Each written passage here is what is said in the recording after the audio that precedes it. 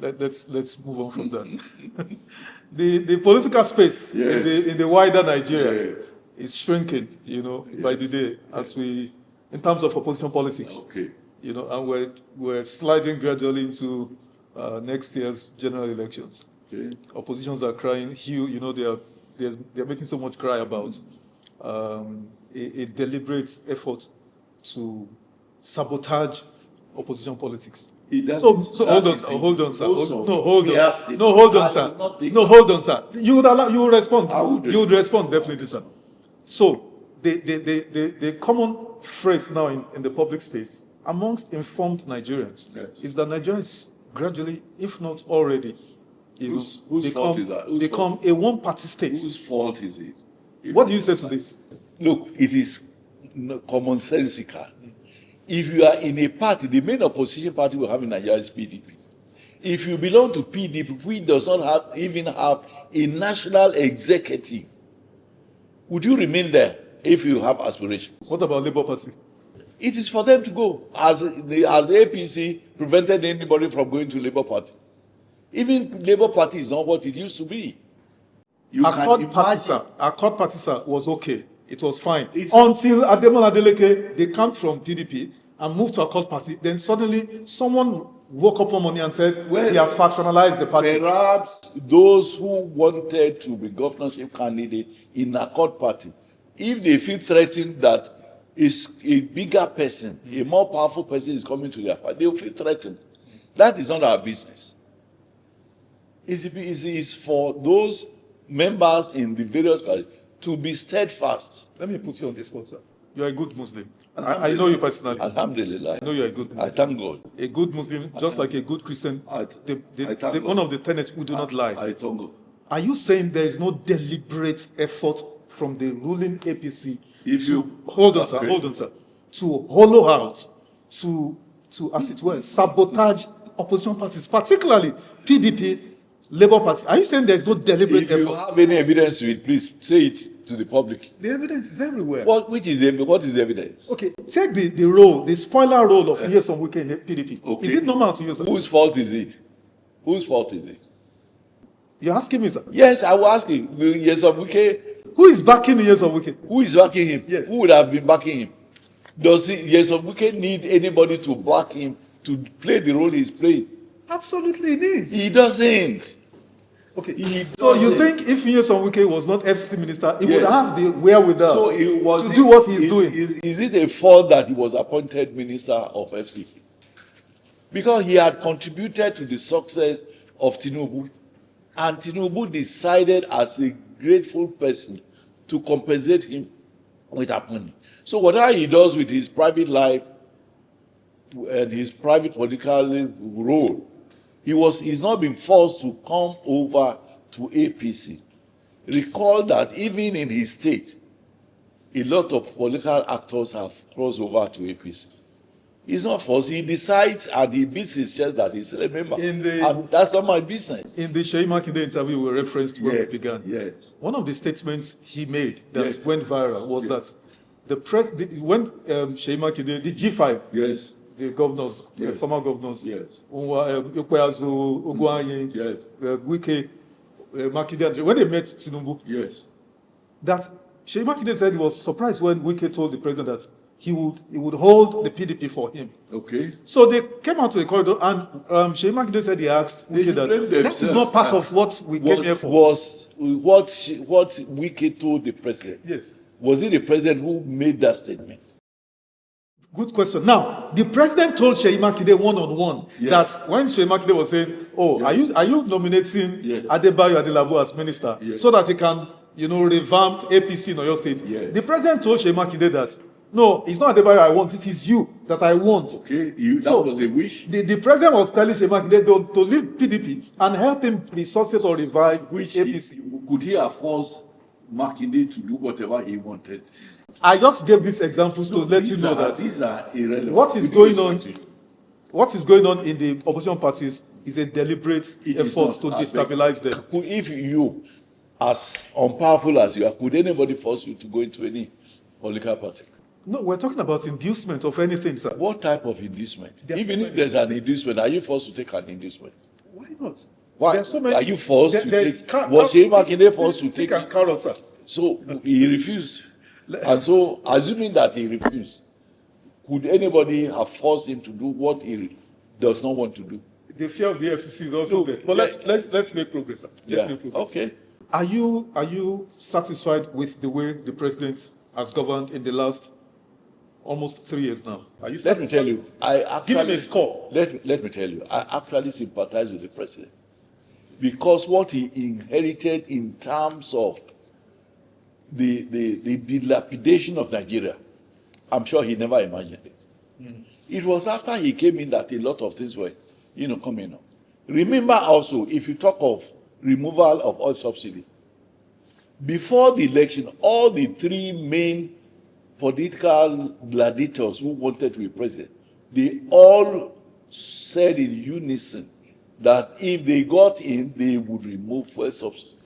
So that means if Bola Tinubu was not the winner, if it had been, Atiku or Obi, the same thing would have happened.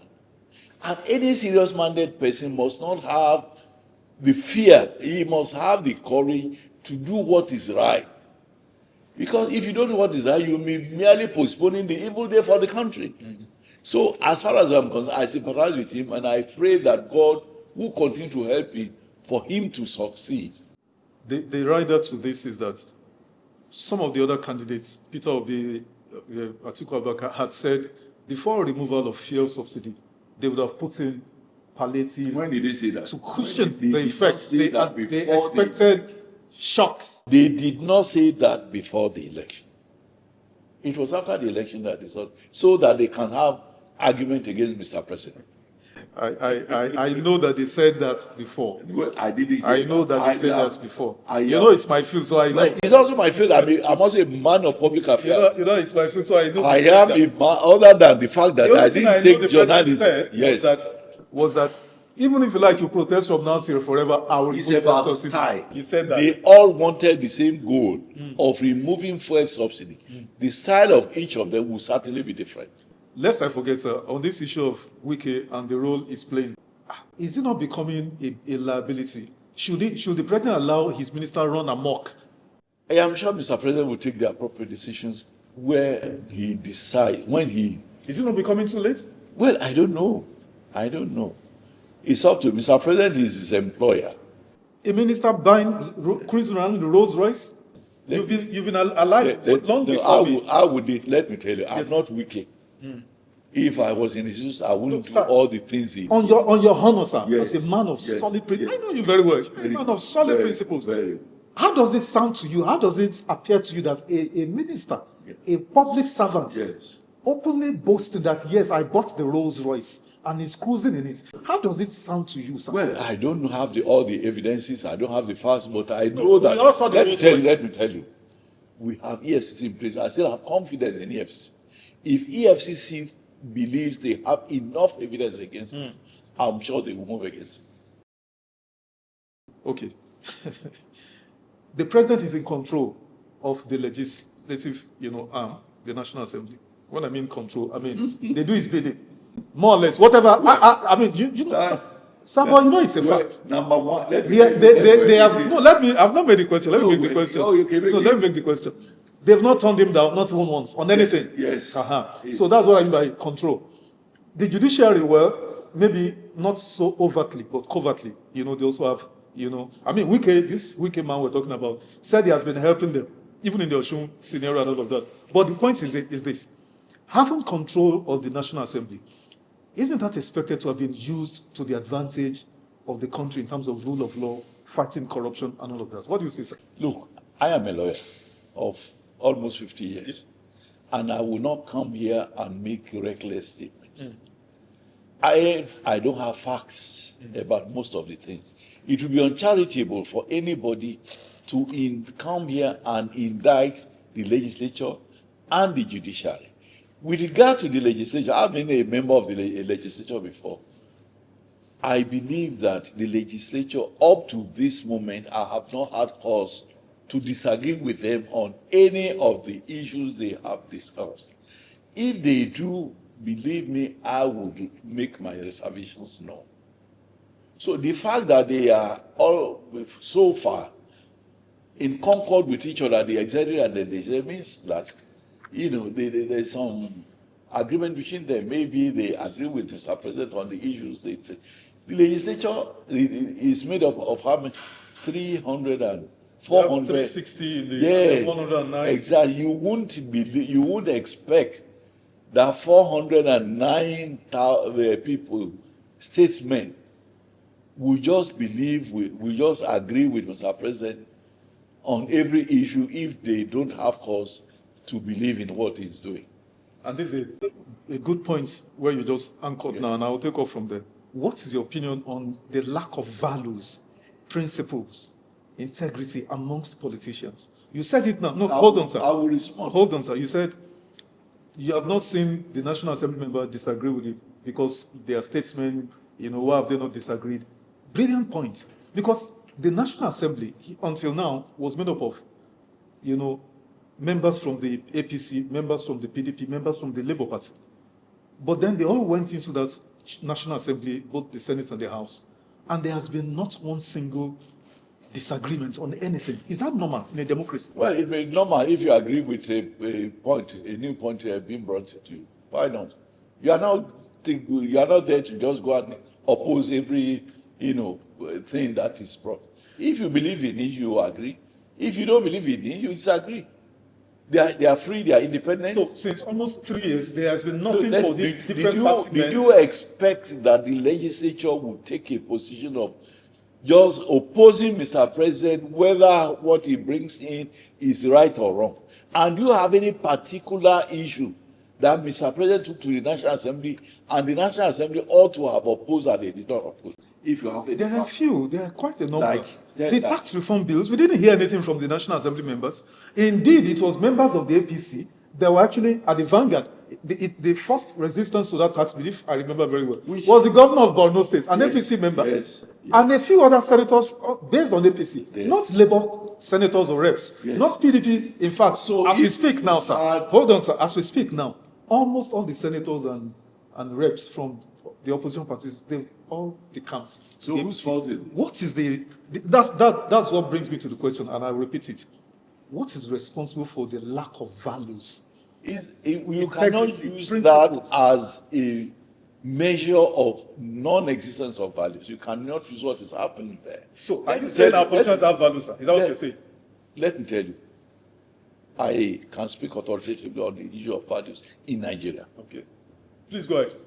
If you go, the problem is not with politicians, but with Nigerians as a whole. If you go to any community, as a politician, I've had to go to several communities. If you go to any community wanting to seek their support, instead of they asking, what will you do for us when you get to that position? What they are asking is, what did you bring for us? People don't have patience to wait until you get there. And I have always said this. People who become politicians, there's no particular school or college or institute where you are trained in Nigeria to become a politician. So if you remove all the assemblymen, legislators, and you bring in a new set of Nigerians, they are most likely to do the same thing, because that is the Nigerian factor. That is what Nigerians want to do. Is Governor Shemaki not a man of principles? Because he said, one of the reasons that he said he would not support, hold on, sir. One of the reasons he said he was not going to support the president was that Nigeria cannot be a one-party state. There must be more. There must be pluralism. There must be multiplicity of choices. Who is outlawing pluralism? That is what is going on. If the president is going about, hold on, sir. Hold on, sir. Hold on, sir. Yesterday, there's been rumors. I mean, let's use the most recent one. Okay. There's been rumors that Kano State Governor Abba Yusuf of the NNPP was going to decamp to the APC. No, actually, sir, hold on. No, let me finish that. I was so sure that it will never happen. Yes. Because that is the only party of that That's the only candidate, Yes. governorship candidate Yes. of that party. Yes. I was so sure that it would never happen. Exactly. But yesterday, he visited the villa, Yes. and then he's declaring today, as Yes. we're told. Yes. Now, the NNPP and the APC, their ideologies, even if it's only on paper, they are remarkably different. In what way? So, what would make somebody who has professed Kwankwansia movement ideology suddenly become a darling of the APC? Let me tell you what is happening. Yes. Let me tell you what is happening. Most governors decide to come to APC For what, sir? for existential purposes. What is it? What is the... They know in Kano, if the man does not perhaps take advantage and go to APC, he's not likely to succeed because there will then be an APC candidate. Yes. The probability is that if he comes, he would have prevented APC from having an independent governorship candidate who will challenge him. So it is so existential. It's like they are thinking ahead. They don't want any opposition. They want to remain the sole candidate for governorship. And that is what is driving a lot of them, not because anybody is threatening them. What would make an incumbent governor who has, by 2027 he will have done 4 years, what would make him so scared of competition from Because opposition he that knows, would have to run in? Because he Sir, knows that if APC not, cannot do all the sorry, sir. talking. If not that he's afraid that they would use so-called federal might What is against the me. federal might?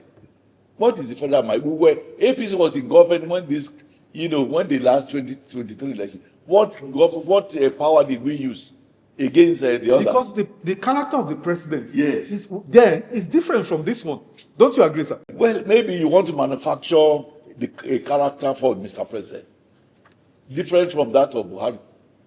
I know where they are different. Buhari was not a man given to supervision. Was not a man given to supervising. okay. Our current president is a different man. His experience in Lagos State for 8 years shows the kind of person he is. He's very active, he's alive to his responsibilities, and he wants to ensure that all his staff are under, check. So, but in terms of governance, it's not the president alone who is the federal government. And I have not seen anything which the current president is doing to threaten others, other than the fact that people who think that the president is doing very well and APC is likely to have give, for instance, in Osun, did we threaten anybody to go to, to come to APC? We didn't. In fact, the man wanted to come to APC. We are saying, our members in Osun are saying, no, we don't need you. So he went to another party. We already have our own governorship candidate. And I'm sure a lot of things have changed because a lot of members of other parties are coming into APC.